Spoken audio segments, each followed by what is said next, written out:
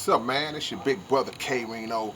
Been a while since I came and sat up under the canopy, I guess what this is. But wanted to hit y'all with something, man. Everybody has heard the saying before that if you don't use it, you lose it. And that's an actual fact because it's based on what they call the law of use and abuse, or what I call the law of use and misuse or lack of. And that simply means that if that's something that you're skilled at doing, it's something that you're very good at doing, whether it's naturally in you or whether it's something you picked up along the way and you work to get at it, you have to continue to work and get better to keep your level up. You know, the dedication and determination that you showed in the beginning when you fell in love with whatever it is that you fell in love with doing, um, you was out there every day. You was working, you was writing every day. If you're a writer, if you're an athlete, you was getting up at 5 in the morning, getting out there running and hitting the weights, doing whatever you got to do. If you are seeking some other field of study, you studying every day. You know, you trying to learn, and that early dedication is a process that sometimes takes years before you reach a point where you feel like you've mastered or almost mastered that craft and have risen into like the upper echelon of everybody who does whatever it is you do. But over time, human nature kicks in, and when human nature kicks in, and we establish ourselves, get our feet planted, and actually have a pretty good name for yourself, you're doing pretty good. People respect what you do. You're considered among the best. Human nature kicks in, and you start slacking up. Well, I don't have to get up as early no more. I don't have to go as hard anymore because I'm already established. But if you do that too much, then over time, your skills start to dull out a little bit. You're not as sharp as you used to be, and you relax, and you become complacent, not thinking, not perceiving that you having some sort of drop off. So you have to be focused on that at all times to understand. And look, man, it's never over. The grind never ends. The grind never ends. And I understand if you've been doing something 10, 15, 20 years, you know, it's hard to maintain that level of focus, that level of drive, especially if you start accomplishing a few things. But I'm gonna give y'all a tip, you know, that I use and that I think that works for me.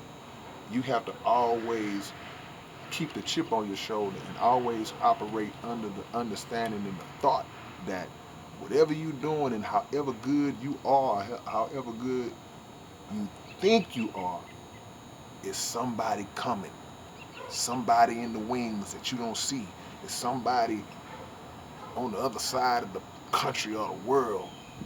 They in that same lab, they in that same process of drive and grind that you was on when you first started.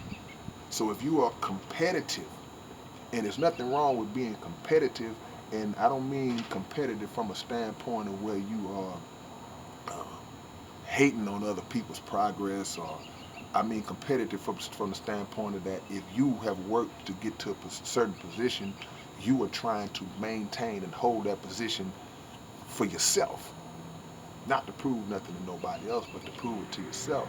But you have to have that competitiveness to know, man, it's some young cat coming up and that's putting in the same heart that I used to put into this. And when he gets here, or when she gets here, um, he or she gonna still see me. They gonna still see me at the top of my game. So that's something we got to think about in whatever field that you are in. See, consistency is not just about how much you do something, how much product you put out, how many times you do something. It's not about how many times you do. That could be categorized as consistent uh, work or consistent releases or whatever it is that you're doing. But what you want to accomplish is consistency of quality. That's the consistency that you want to get. The other one has a place, of course, but You want people to say not that you're just consistent in the efforts. You want them to say that you are consistent in delivering quality, whatever it is, man. On the football field, the basketball court, in the studio, in in the courtroom if you're a lawyer, and on the operating table if you're a doctor, whatever the case may be.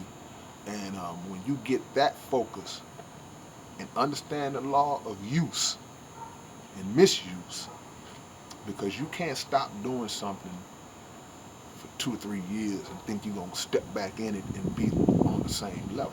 It just doesn't work like that. You fall. It's like exercise. You fall out of shape.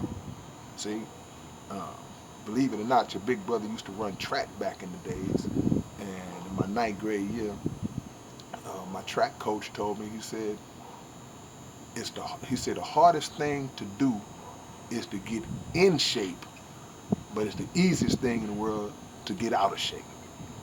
See, so that means you can work and grind. You can be on a regimen for 6, 7, 8 months, a year. Get yourself in peak condition because of that everyday push that you carrying out. And then you can lay around for 2 weeks and all of a sudden you right back out of shape.